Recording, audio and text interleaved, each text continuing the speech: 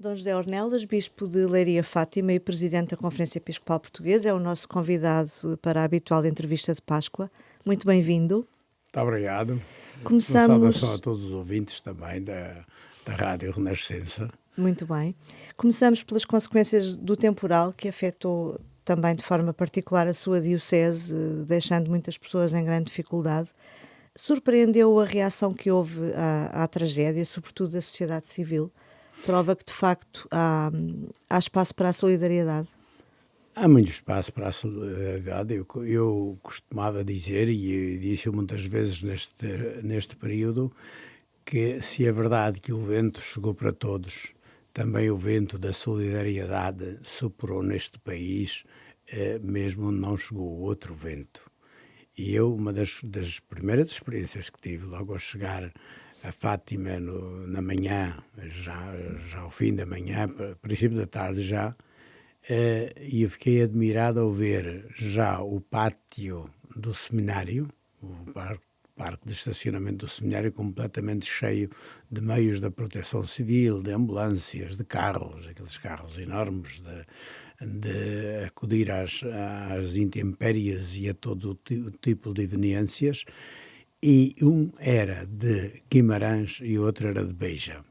Reparou logo nisso, não foi? E reparei nisso. E porque nós tínhamos posto logo o seminário à disposição como centro de logística, de apoio, sobretudo àqueles que vinham de fora, e essa foi uma noção que me ficou. Mas logo nessa manhã não foi possível, porque em Fátima de manhã ainda tive um bocadinho de rede, e recebi também de alguns bispos mensagens, e de tantas outras pessoas, e depois acabou tudo, porque durante um dia e tal não tivemos comunicações nenhumas, e isso foi uma dificuldade muito grande. E a ajuda da Igreja, em particular através das Cáritas diocesanas, foi também decisiva, não foi? Foi das dioceses e algumas, porque isso depende de como estão organizadas as dioceses. Algumas dioceses estão mais organizadas na Cáritas, outras diretamente na diocese, mas isso logo vários bispos me disseram que, e alguns fizeram logo transferências para o mais imediato. E eu agradeço a muitos, porque significa que a Igreja, também as igrejas locais, estão atentas a coisas destas. A angariação de fundos através das Cáritas diocesanas é também uma prova da confiança das instituições da Igreja? É, porque, está a ver, bem, nós também procuramos que isso fosse feito com toda a transparência. Criámos um grupo multidisciplinar e de variadas origens dos diversos municípios e com competências diversas, que é quem está a gerir esse fundo. Temos uma empresa que contatamos e que está a fazer isso pro bono, de fazer uma auditoria diária aos valores que estão em causa. Lançou-se a campanha que recolheu 2 milhões e tal de euros. Já estão a ser utilizados todos esses, mediante os processos que estão a ser feitos, já estão a chegar ao seu destino, e isto vai continuar ainda, porque há muita gente também que está à espera de auxílios de outras origens, a começar logo pelos seguros, aquilo que pode eventualmente vir das câmaras, etc. Aliás, um outro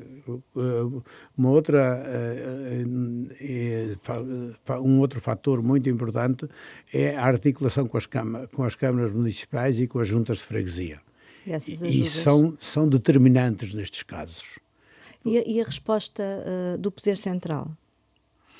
Quer dizer, diz-se de tudo, mas há algumas coisas que estão isso é sempre questionável, e sem dúvida que houve falhas. Em muitos lugares houve coisas, e sobretudo a articulação, porque mais do que atribuir culpas, eu gostaria era que isto fosse realmente estudado para saber onde é que falhamos. Mas no terreno constata que de facto continuam a faltar os apoios, continuam sem chegar os apoios? Sim, mas por um lado significa que a Proteção Civil disseram alguns grupos, porque depois eu estavam em casa e, portanto, estava com eles,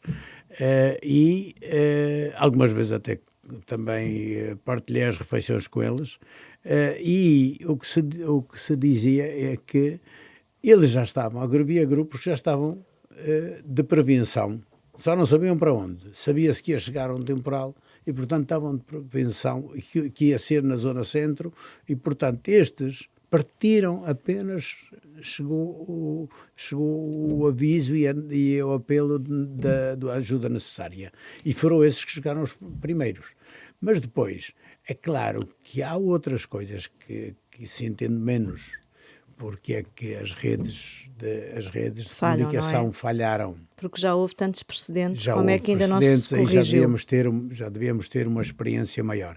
O que me interessa é que isso seja estudado, que é para saber onde é que é preciso melhorar. Sim, mas mesmo esta falta de coordenação também já se verificou noutras situações de catástrofe, nomeadamente nos incêndios. Não só a falha das comunicações, como a falta de coordenação de meios. Parece-me que já algumas coisas está a ser feito. Mas este é um tipo de emergência diferente dos fogos que são mais localizados. Isto foi uma região inteira e, curiosamente, vem precisamente da fronteira norte e a fronteira sul da Diocese. Tudo isto foi uma confluência direta e esmagadora. Tudo. Este comboio de tempestades, como alguém lhe chamou, que é de facto muito visual, foi de facto um comboio de tempestades, provocou também danos assinaláveis ao nível, nomeadamente, do património religioso. Qual é o ponto de situação neste momento na Diocese de Leiria-Fátima, em termos de recuperação? Será que vai levar muito tempo até à normalidade? Sim, a primeira estimativa era de 12 milhões de euros. Claro que era uma estimativa que pecava por não estar incluída ainda todos os danos, mas também há uma outra coisa que é, quer dizer, algumas situações foram resolvidas localmente, aquilo que era mais leve em termos de danos, mas que vai precisar de outras intervenções. Para agora, uma grande parte desses danos em igrejas foi aquilo que era mais superficial, telhas, estruturas rápidas, foram compostas provisoriamente, que vão precisar depois uma intervenção mais profunda e estrutural. E isso é verdade também para a Sé, etc. Devo dizer que aí, nos breves espaços em que tínhamos comunicações, chegaram-me logo, iam pingando do próprio Instituto do Património. E devo de agradecer também, agradecer e sublinhar a rapidez e o interesse posto por isso. O próprio Primeiro-Ministro também falou 2 vezes do património religioso, que é grande parte do património que se encontra fora das cidades, mas também nas cidades é um património de caráter religioso, e se isso for deixado assim simplesmente à Igreja, nós não temos absolutamente capacidade para isso. Ao nível do processo de reconstrução, para além da falta de materiais, nota-se, é evidente, a falta de mão de obra. É tempo de rever, sobretudo, quem nos governa, a forma como está a gerir o dossiê da imigração, porque prova-se que sem essa mão de obra há muita coisa que vai ficar por fazer.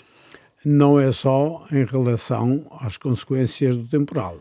É ali naquela região, que não era uma região onde a imigração vinda de fora, onde a imigração tivesse um peso muito grande, mas agora, já nos últimos anos, isso era evidente. Que seja para as obras mais simples, seja para ter pessoal para a indústria, aquela parte do país é uma região que conta para muito no PIB nacional e do ponto de vista industrial. O Sr. D. José, em diferentes momentos, falou sobre a necessidade de acolhermos bem os imigrantes. Nós estamos a acolhê-los bem, as autoridades estão a acolher bem os imigrantes que tanto podem dar ao país. A burocracia se melhorou, ainda está muito longe daquilo que é aceitável, a meu ver. E eu faço a experiência disso com alguns que passam pela diocese no âmbito religioso, que vêm estudar, de membros de congregações religiosas, etc. E as esperas são vergonhosas, devo dizer. Ainda são. Compreendo tudo aquilo que foi as coisas, mas não nos podemos minimamente resignar a isto. É uma questão da dignidade do país. E estamos a capitular a discursos populistas? Não, eu acho que algumas evoluções positivas também se vê, e é preciso encorajá-las, mas isso tem de ser feito, porque não para não nos deixarmos levar pelas demagogias que manipulam tudo, que não têm em conta a verdade dos factos, nem a evidência da realidade, e que manipulam isto como agenda populista e interesseira. Isso é uma vergonha. Mas há também outras coisas a dizer, é que, de facto, o compromisso legislativo do governo está posto na disciplinarização das coisas, e isso é necessário. É necessário regulamentar. É necessário regulamentar, porque sem isso estas pessoas vão ser vítimas de correntes paralelas e não estão interessadas neles, mas estão interessadas em lucrar com eles. Agora, eu acho que uma das coisas importantes, e esse elemento de disciplinar a imigração, mas por outro lado, um grande esforço tinha de ser feito e tem de ser feito na integração. Como é que fazemos com que estas pessoas que vêm para aqui, que vão trabalhar, que dão um contributo significativo e determinante neste momento para a vida do país, estas pessoas têm de ser bem acolhidas, têm de se lhe dar direitos e deveres, mas têm de ser acolhidas, porque senão a fatura vai ser paga amanhã. E continuam a não ser bem acolhidos? E eu acho que tem de haver, também o país é o país que temos. E a começar pela habitação, que é um problema que não é exclusivo dos imigrantes. Mas é evidente que há empresas, eu conheço também aí, há uma realidade que é preciso ver na sua globalidade. Há empresários que estão a fazer isto muito bem, que vão buscar as pessoas, alguns que até já têm empresas, ainda nestes dias contratei uma empresa que tem empreendimentos fora e que já lá prepara estes trabalhadores que vão vir para cá. Aqui porque alguns vão ficar por mais tempo, outros vêm por pouco tempo, mas que tenham uma acomodação minimamente aceitável, segundo os direitos humanos, porque eles dizem-me, isto é a melhor forma de eu ter gente satisfeita, gente que acha que vale a pena vir cá, como os nossos trabalhadores, quanta gente que vai para Angola, que vai para Moçambique, que vai para outros países com empresas nacionais, e que vão para lá e sentem-se bem. É um esforço muito grande, vão viver, não é a mesma coisa que viver em casa, mas sentem-se bem e acham que vale a pena. Portanto, isto também deve envolver mais e implicar mais, responsabilizar mais os empresários. Os empresários, e há empresários que têm isso bem em conta, e que hoje são empresários com visão, e que lhes interessa cativar e contar-se com trabalhadores deste tipo, que estão interessados na empresa porque são bem tratados, do que estar constantemente a treinar pessoas que vêm de fora e que não têm. Isso é uma injustiça. A justiça é a forma mais inteligente de gerir bem um país e de fazê-lo prosperar. Sem isso, pode durar a injustiça, mas vai cair. E o resto vai cair por terra. E há muita gente aí que não se dá conta. Vivem para o imediato, vivem para os votos, mas não vivem para criar um futuro melhor. Sr. D. José, como é que avalia a alteração proposta pelo Governo à lei do retorno, que basicamente passa de 2 para 6 meses renováveis o período de detenção dos imigrantes ilegais que chegam a Portugal? A lei do retorno é sempre uma lei complicada. Eu posso entender, em determinadas situações, o melhor seria criar condições para que isso não fosse necessário e que não fosse bom. E, sobretudo, criar condições para que estas pessoas sejam tratadas com dignidade. É evidente que também isto, sabendo que muitos destes casos têm a ver com correntes de controlo e de desfrutamento da imigração, é mais por aí que eu penso que as coisas deviam ser feitas. Porque as pessoas não chegam cá simplesmente assim, pagam o que têm e o que não têm, e que fica nas mãos de quem os explora. Uhum. Gostaríamos também de colocar algumas questões no âmbito da Conferência Episcopal Portuguesa. A CEP anunciou há dias a conclusão do processo relativo às compensações financeiras às vítimas de abuso na Igreja, que vão receber entre 9.000 e 45.000 euros de compensação. É um valor justo, Sr. Dr. José? Olha, eu penso que é um valor adequado à nossa situação e às condições da Igreja, do país, e também no confronto com aquilo que se passa noutros países. Primeiro, não queríamos que fosse simplesmente uma soma simbólica, como fizeram alguns países, mas que fosse algo ponderado, escutando as próprias vítimas, e por isso tivemos a comissão de que fez os relatórios de contato direto com elas. E aí faço um parênteses só para dizer, são coisas que são diferentes daquilo que foi a primeira comissão, a comissão independente, que era de estudo, e as pessoas não valorizaram esse caso. Aqui era de contato com as vítimas, e portanto, essa comissão foi fundamental para, no contato com as vítimas, perceber a realidade e ir ao encontro dela. E não é simplesmente para as compensações. Isso foi uma comissão fundamental para, antes de compensações, falar de apoio terapêutico, apoio financeiro também, que foi feito não só pela comissão, pelo Grupo Vita, mas foi feito por comissões diocesanas, por dioceses, e, portanto, era um momento já diferente. As compensações surgem precisamente nisto, não para pagar, e é por isso que não andamos com o termo indemnizações, mas como um complemento que chamávamos de reparação ou compensação, que ajudasse também de alguma forma sensível e tangível ao processo de recuperação e de superação do mal que foi feito a estas pessoas. Primeiro é um reconhecimento daquilo que foi feito. E, portanto, não queremos que isto fosse simplesmente simbólico. Nunca pretendendo pagar o sofrimento que não tem preço, e isso é preciso tê-lo bem presente.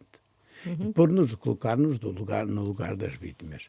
Depois, também dentro de um âmbito que é o âmbito do ambiente onde vivemos e do nosso sistema jurídico. E, portanto, o próprio regulamento faz referência a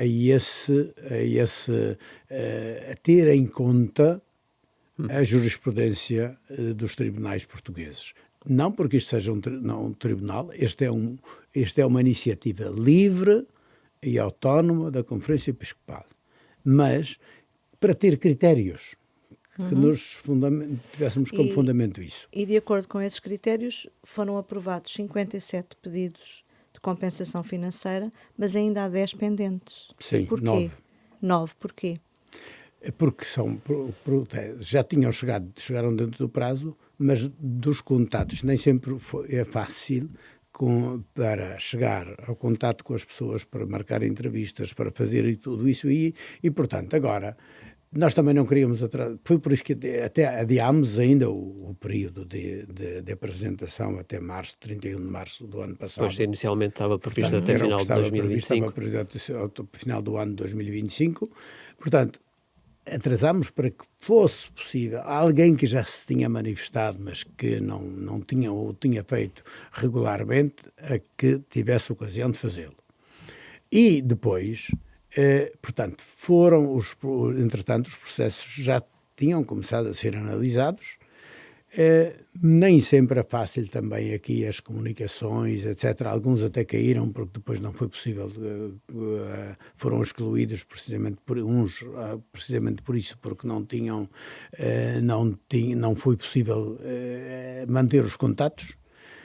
Depois, aquilo que se fez foi isto para responder à sua pergunta de porque é que foram atrás, foi simplesmente uma questão processual, de logística, não teve a ver com outras coisas. Portanto, foi para ter um primeiro, porque dissemos a uma certa altura é preciso avançar, porque avançar com estes e depois vão vir os outros. Vão ser tratados na mesma, não vão acabar por ser tratados. Sim, claro, evidentemente. Mas o processo, de facto, tornou-se demasiado moroso, pelo menos para a expectativa da opinião pública. Sim, mas e das próprias vítimas, calculo. A opinião pública não é quem trata disto. E tratar isto com respeito para com as pessoas, com capacidade também de dar o tempo que as pessoas precisam para gerirem processos destes, que são penosos, também para estas pessoas. Não desfazer as suas expectativas. Sabendo também, que é evidente que nós estamos, por outro lado, também estávamos conscientes que quanto mais demorasse este processo, pior para as pessoas que viviam estes dramas. Mas, por outro lado, de também não excluir à primeira vista e, portanto, de dar espaço para todos. Isso foi a única coisa. Nós também gostaríamos que isto já tivesse ficado mais. E não foi por falta de empenhamento e de trabalho de quem esteve a este serviço. Não foi. Foi porque a gente teve... Uma coisa são os planos que a gente faz, e outra a realidade com que se defronta e para ir ao encontro das pessoas. O comunicado da CEP aludia à possibilidade de 1.600.000 euros para as indenizações, faltando ainda 9, o comunicado falava em 10 casos pendentes, mas faltando ainda 9, poder-se-á ir além deste 1.600.000 euros? Não. E já agora pergunto, foi possível articular com as dioceses o que cada uma vai contribuir? Sim, já está tudo. Aliás, 1.600.000 não é a possibilidade de... É aquilo que já está definido, não é? E formalmente essas cartas já foram enviadas a todas estas pessoas. 1.600.000 e tal. Isso é aquilo que já está feito. O que vai faltar são esses 9.000 e que vão ser tratados segundo os mesmos critérios. Portanto, quanto vai ser, não tem... Mas já agora deixe-me dizer uma outra coisa, que este não é a única coisa que a Conferência Episcopal está a despender nisto. Para já, a maior parte destas pessoas, uma grande parte destas e de outras pessoas que não pediram uma compensação, mas que têm sido apoiadas, já estão a ser apoiadas há mais tempo, seja pela Bolsa de pessoal médico, psicólogo, sobretudo psicólogos e psiquiatras, que receberam uma formação especial para este tipo de abusos e que estão a ser apoiadas. E é também a Igreja que está a suportar isso já essa despesa. Além disso... É um conjunto assinalável de pessoas? Não tenho o número. Até porque algumas não passam diretamente, são diretamente pelas dioceses e comissões diocesanas, que é uma coisa que às vezes se esquece. Nós falamos dos grupos Vita, etc., mas em todo este processo, as comissões diocesanas e a coordenação nacional destas comissões teve e tem um papel, e penso que é isso que vai ser o fundamental para o futuro, mas para não demorar. Portanto, e além disso, estas comissões que também custam muito. Eu penso, em cima deste 1.600.000 e mais aqueles que vão vir, é preciso pôr um outro 1 milhão de outras despesas que foram empregadas neste projeto da questão dos abusos. Já está a contar com a Comissão Independente? Comissão Independente e o Grupo Vita, que têm trabalhado, qualquer delas fez um trabalho, a meu ver, formidável e fundamental para esta questão. O Sr. Dom José foi, nos últimos anos, um dos rostos na luta contra os abusos da Igreja, ao impulsionar primeiro a Comissão Independente e depois o do Grupo Vita. Que balanço faz do trabalho destes anos? Olha, eu acho que era um trabalho necessário. Quando nos metemos disto não foi por outra coisa. Dissemos desde o início que eu tinha já a experiência de contato com pessoas vítimas de abuso na Igreja e acho que era muito, muito importante que isto fosse feito, que este trabalho fosse feito. O ter começado pela Comissão Independente foi importante, aquilo foi um soco no estômago, mas a Igreja e a sociedade precisavam. E precisavam da descrição e de tocar, pelo menos quem quis, de inteirar-se do que significa este tipo de abusos. Quem diz isto diz a violência doméstica, etc., mas isto particularmente porque são crianças, quando são crianças que estão a estruturar a sua vida e ficarem com a vida completamente embaraçada por coisas destas, não é justo. Portanto, ter começado por uma comissão que fez um estudo Esse foi estudo bom para foi a própria bom Igreja reconhecer o erro. para a Igreja entender e para a sociedade entender, porque nós fazemos parte de uma sociedade. Acho que a Igreja fez aquilo que devia ter feito nestes anos. Uhum. E uma das coisas que se diz é que é tempo de alguma coisa se está movendo nas próprias instituições, mas é preciso criar uma cultura nova a respeito disso. Isto não pode acontecer e, se acontece, tem de ser tratado convenientemente. O Grupo Vita reconhece que tem sido trilhado, e estou a citar, tem sido trilhado um percurso positivo rumo a uma igreja mais segura. Mas no recente relatório de atividades que apresentou no final de janeiro, também faz algumas críticas.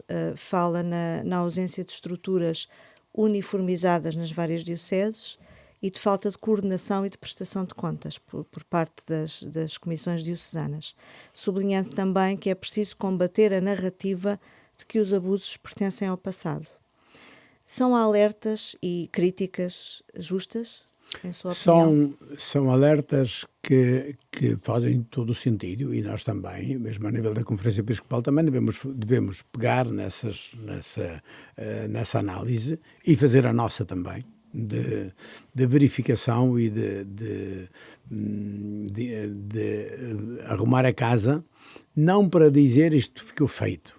Nunca está feito. Eu gostaria de poder dizer isso, que com isto acabaram os abusos na Igreja. Não, toda a gente gostaria de dizer isso, mas não é possível dizê-lo e garanti-lo. É preciso saber, primeiro, prever, formar as pessoas. E é isso tem de continuar. A forma como vai ser, isto é outra coisa que vamos ver. Mas é preciso que isto se faça. E é preciso que haja também parâmetros de formação e de estruturas que, isso sim, que também velem para que este assunto não caia no esquecimento e para que, se sucedem casos, que as próprias vítimas possam ser mais cedo detectadas e ajudadas a ver isso. Antes de sair deste bocado, eu queria dizer uma coisa sobre a questão das compensações. Das compensações. Para as compensações, e já tínhamos começado a falar, mas para as compensações nós dissemos que tínhamos várias coisas e aquilo que está previsto também no regulamento é que fossem vistas a partir do relatório da Comissão de Instrução de cada caso, que contata diretamente com as vítimas, depois de uma comissão de fixação da compensação, e portanto, e depois, mas que naturalmente os valores a atribuir, finalmente, são da competência da Conferência Episcopal. E isso foi como isto aconteceu. Portanto, cada uma destas comissões trabalhou de uma forma muito competente trabalhar, passo o pleonasmo, e foi com muito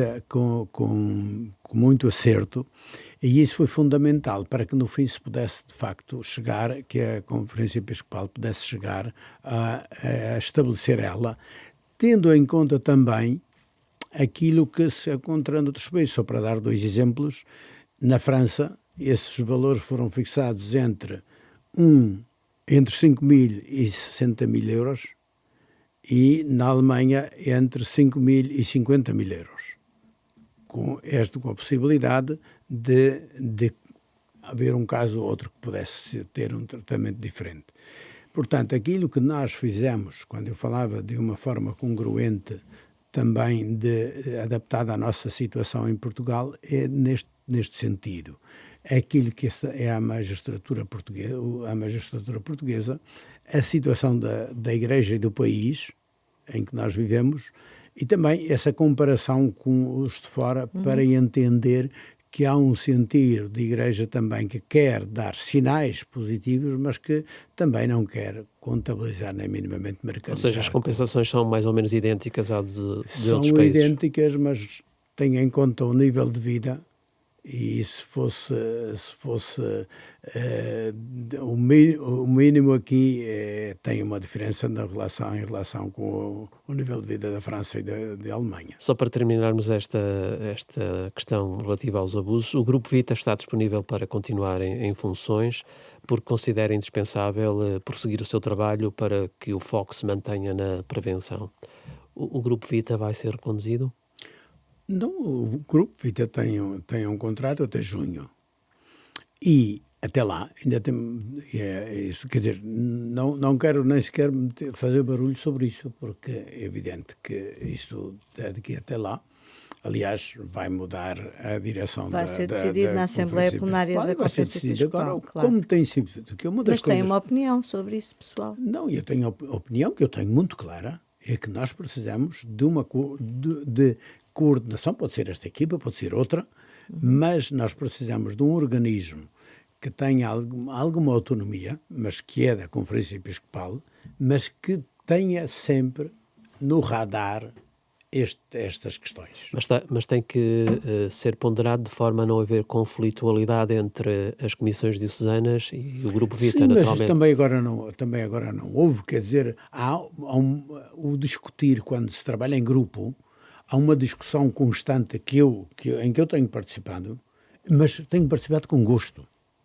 Porque é gente que tem paixão por isto e que vai muito para além daquilo que recebe, além de alguns são voluntários, totalmente voluntários, mas também os outros, aquilo que fizeram vai para além daquilo que recebem. Mas no Grupo Vita não são voluntários? Não, eles não podem viver do ar. Portanto, e olha que isto pôs, mas aquilo que estou convencido e grato a qualquer dos intervenientes neste processo, qualquer uma destas comissões, também da fixação das fizeram um trabalho excelente, que foi fundamental para aquilo que depois que se fez e para a decisão que a Conferência Episcopal tomou, que é da sua competência. Agora, o que acho é que também aqui o que será necessário, isso é a minha convicção, é que algo, e sobretudo, algo que na Conferência Episcopal, como temos outros secretariados e coisas do género, como é que isto pode ser, é uma questão toda para decidir.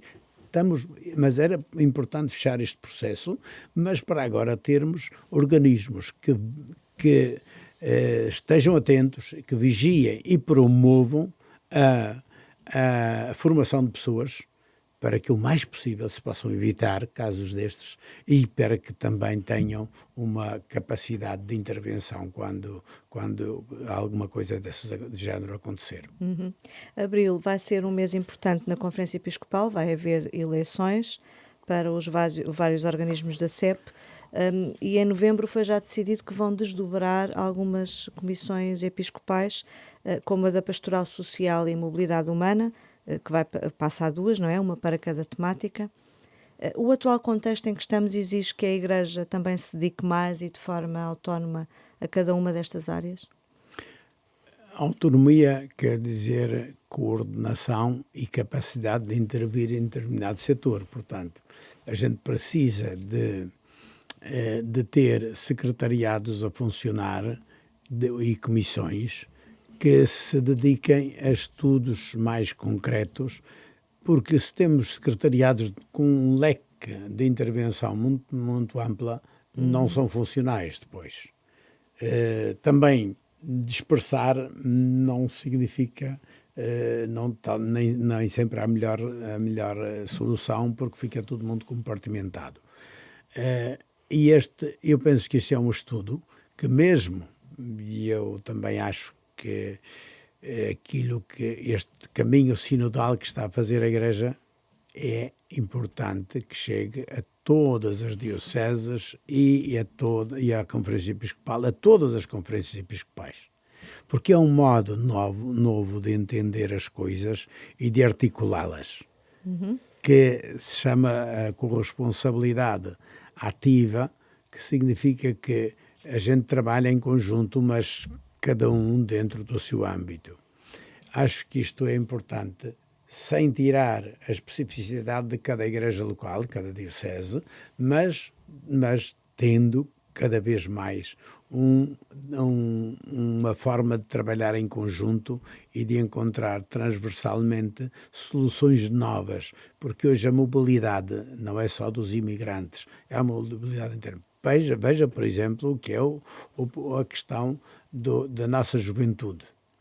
A nossa juventude mantém-se mais ou menos fiel às igrejas, aqueles que são crentes, filhos de famílias crentes, mantêm-se até à adolescência, mantêm-se mais ou menos dentro, ainda em ligação com a igreja. Quando vão para as universidades, mesmo que não saiam da sua cidade, é outro tipo de relação. É outro tipo de... Quem é que este seguir de e acompanhar essa relação com a fé não pode ser. É importante, a igreja tem de ser sempre local, mas ao mesmo tempo tem de ser sempre universal. E quando perde isto, perde então no mundo de hoje, em que não é só a mobilidade geográfica, é a mobilidade dos meios de comunicação e de tudo isso, que são referências onde temos de nos reinventar também como igreja. E esse é o caminho de acompanhar a sociedade e de acompanhar este mundo. Também tem a ver com isso o desdobramento da Comissão Episcopal dos Bens Culturais e das Comunicações Sociais, porque vamos passar a ter uma Comissão Episcopal das Comunicações Sociais. Isto quer dizer que a Igreja vai valorizar mais esta relação com os média? Bem, eu penso que hoje qualquer instituição que viva nesta terra, hoje a forma de comunicar já mudou muito. E vai mudar. Eu vim a ouvir, precisamente na rádio, porque a rádio acompanha-me sobretudo nos meios de comunicação, e como a gente passa muito tempo nos meios de comunicação, ela é importante. Mas isso significa também que é a capacidade de estarmos presentes neste mundo constante. E aí, olha, uma grande chapelada à Rádio Renascença, porque dentro do nosso país é uma referência fundamental, não só na comunicação geral, mas na comunicação dentro da Igreja. E pelo qual tenho não só um respeito, mas também um grande desafio de exigência e de constante renovação, que é preciso. Porque hoje, particularmente na comunicação, está constantemente a mudar e a gente não pode parar. De acordo com os estatutos, Dom José já não poderá ser reconduzido como presidente da SEP. Não imagina a pena que me faz. Por um lado, que balanço faz destes anos que passou à frente da SEPS?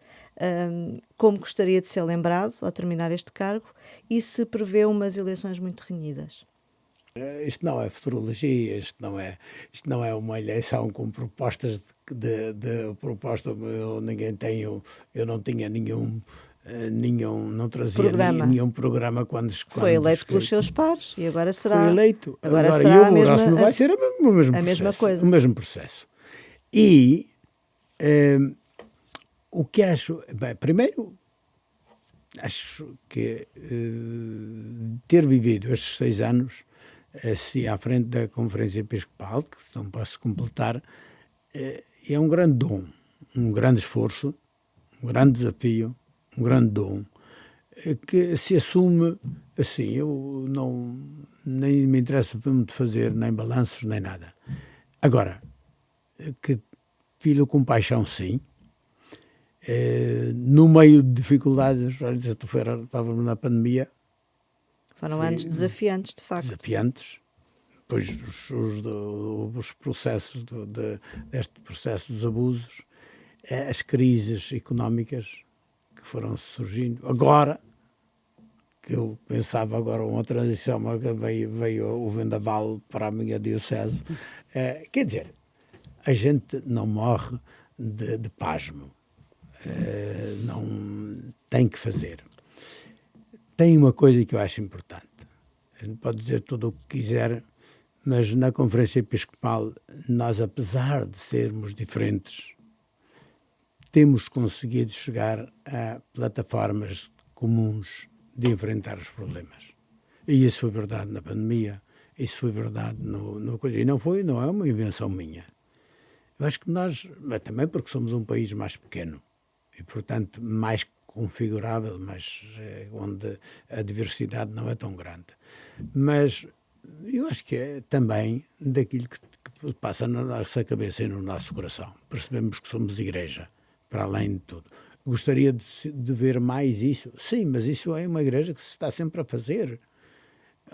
A sinodalidade que deve invadir a igreja, acho que se fez nestes anos, fez alguns passos importantes de encontrar plataformas de discussão, mas de convergência para encontrar saídas para as crises. Quando a gente se focaliza, neste caso dos abusos, por exemplo, então, o ponto central e nevrálgico que eu preciso não perder de vista são as pessoas que foram abusadas. E essas pessoas têm problemas enormes. E, portanto, vamos lá ver o que é que a gente pode fazer para ir ao encontro. Portanto, desde que a gente tenha o objetivo, seja aquilo que nos mobiliza, e em igreja a evangelização, os nossos jovens, os problemas que estão aí todos.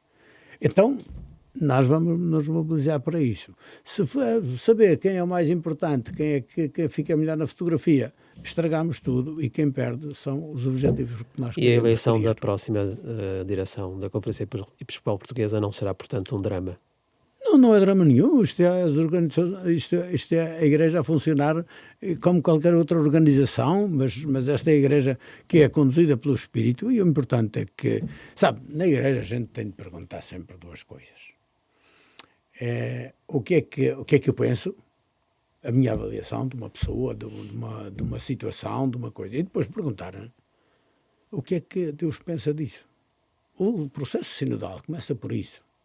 É isso que nos pode levar à situação de sermos verdadeiramente, fraternamente, procurar soluções. Não de uma forma de unanimidade. Eu tenho muito medo da unanimidade. Porque tocando violino podemos cair todos no mesmo buraco. Uhum. Não, é preciso. A diversidade de opiniões é algo que é importante. A importância da unidade na diversidade. Mas é na diversidade que tem de ser, portanto, isso vai ser. Eu não vejo drama nenhum nisso. Eu quando fui eleito, vinha de Setúbal, e pelo caminho vinha com a cabeça enovelada pelas questões locais, e vinha para a conferência, para onde é um espaço de reflexão, etc. Olha, e não esperava, estava muito, muito claro que ia ser outro. E depois, como o outro não pôde, fiquei eu. E para mim foi uma surpresa, não estava nem me passava pela cabeça. E depois, pronto, olha, já não era a primeira vez que me aconteceu uma coisa destas. E brincou há pouco com a questão regulamentar, significa que foi um fardo pesado, não? Olha, se dissesse que é fácil, não, mas também Jesus não prometeu que este ia ser fácil. O que prometeu é que ia estar connosco, e isso eu sentia muito. E sentia na presença dos irmãos bispos e de tanta outra gente na igreja. E isto, o conforto vem daí. E das competências, olha, o secretariado da Conferência Episcopal e as pessoas que lá trabalham, que sem os quais isto não parava. Aí depois é uma outra coisa para a Conferência Episcopal que é importante. É pormos mais, veja também na questão dos abusos, nisso também foi um fator.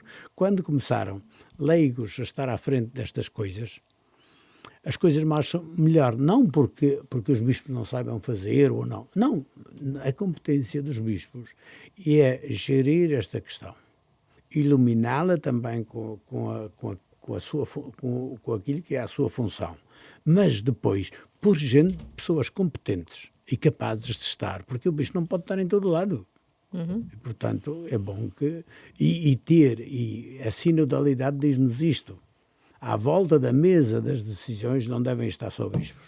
Contar mais com os leigos. Nestes anos que esteve à frente da CEP, já falou da pandemia, das crises económicas, mas também o mundo mudou muito, sobretudo desembocando no atual contexto de guerra.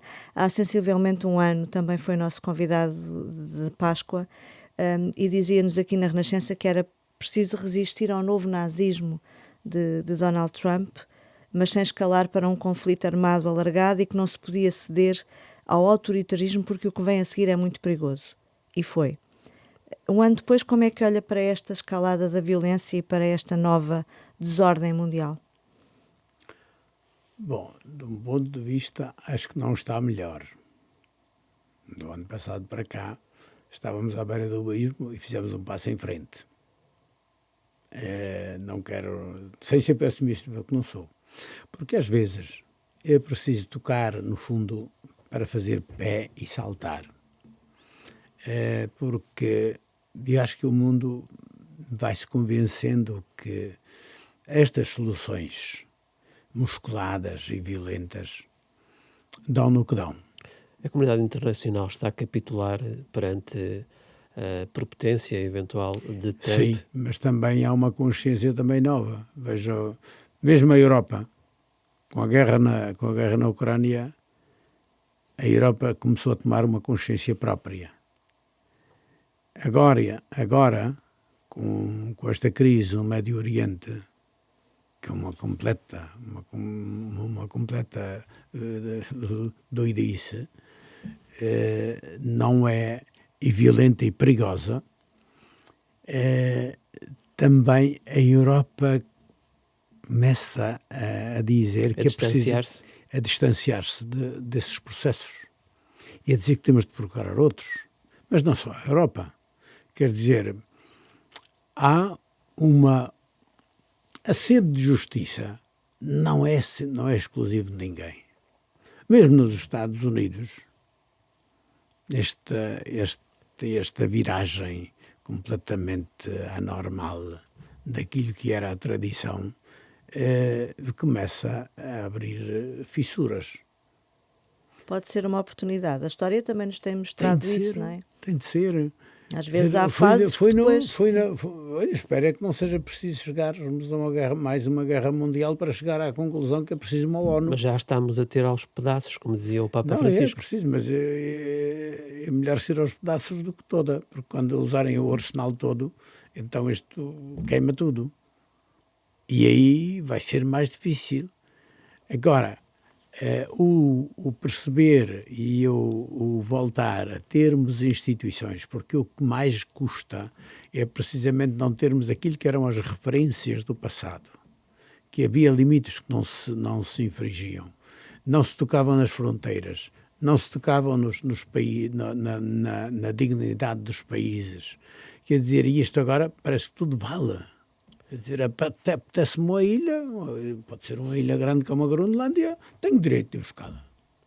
Isto é uma completa perversão, não humana, da inteligência, porque isto não é inteligente. Esta manobra não é inteligente, porque o que cria é dificuldades para si próprio, para o seu próprio país e para outros. É necessário, então, que as instituições voltem a funcionar para que o direito internacional não seja violado. É preciso que haja, e quer dizer, só que estas instituições hoje vão-se fazendo de forma de uma geometria variável. de países improváveis, mas que podem ir fazendo. Eu vejo isto a surgir assim como foi a terceira via, os países do terceiro mundo, nos anos 70, 80. Que a uma certa altura dizem, nós os pequenos temos de nos unir porque senão somos completamente destroçados pelas grandes potências. Portanto, isto de querer, de ter é uma oportunidade que eu vejo, e há tanta gente a se unir, dos tais improváveis, mas que se unem para ter um papel. E nesse aspecto também, mesmo as religiões estão a fazer um caminho e têm uma oportunidade de se afirmarem não como aqueles que estão ao serviço e que servem para potenciar a conflitualidade, mas que estão-se a despir e a distanciar da via da imposição para chegar a estes confrontos. Algumas coisas das iniciativas do Papa Francisco e que estão a ser, não é o primeiro neste caminho da paz, mas acho que a Igreja aí tem um papel importante. Devia ser mais interventiva? Temos uma forma de intervenção que também tem de ser diferente. Isto não é simplesmente de estar cada dia a fazer mensagens no Instagram ou Sim. nas redes sociais para responder a todas as coisas que vêm. Mas tem de haver um discurso de apelo e de demonstração de uma verdadeira ética para este mundo e de uma racionalidade que falta. Falou do Papa Francisco, sabemos que o atual Papa tem um estilo diferente, mais sóbrio, mas exigia também que... Não, o Papa Leão XIV está a ter, neste aspecto, um papel muito, muito importante. E é muito importante também porque é feito noutra linguagem, com outros gestos. Se o Papa Francisco era o homem que de facto tinha uma intuição rápida e clara, o Papa Leão está a fazer um caminho de assentar fundamentos que sejam intransponíveis e que sejam sobre os quais também outros possam construir. Para as próprias visitas que tem feito, os discursos que tem proferido, as atitudes que tem tomado de receber pessoas que aparentemente não são concorrentes, não são dos que estão na ribalta, mas que trazem sentido novo. E isso penso que é importante. Sendo ele americano, isso tem um duplo valor. Seja para dentro do seu país, seja para o mundo. Quando há pouco dizia que se calhar é necessário que a Igreja também sobre estas questões tenha um posicionamento diferente, estava a pensar eventualmente numa solução pela via diplomática e de forma mais interventiva e mais atuante por parte da Igreja? A diplomacia tem de ser por sua natureza discreta. Porque há forma de chegar a raciocinar, não simplesmente no calor de uma discussão dizem-se barbaridades, que depois, se calhar, tem de haver os secretários de Estado e essas coisas a desfazer e a procurar mitigar. Portanto, eu acho que a Igreja tem, também neste aspecto, é um minúsculo país cuja grandeza é não ser grande, ou não pretender nem querer ser grande. E a grandeza do Evangelho está sempre por aí. É a grandeza dos pequenos e é aqueles que, precisamente por não terem força, têm a força da razão e a força da justiça e a força da ansiedade dos povos. Estamos a aproximar-nos do final da nossa conversa, ainda temos mais uma ou duas questões para lhe fazer. Já agora aproveitávamos para lhe perguntar, este domingo de Ramos, o Patriarca de Jerusalém foi impedido de celebrar missa na Igreja do Santo Sepulcro. É um exemplo de como a Igreja também está a sofrer no meio destes conflitos? Não tem dúvida. Jerusalém e Gaza é um exemplo claro disso. Todo o mundo da Palestina e dos cristãos da Palestina que ou imigram ou têm uma vida muito, muito complicada. Mas já vi também que o primeiro-ministro de Israel voltou atrás. Esta manhã o vi. Tinha visto só ontem à noite a notícia, e isso é um atropelo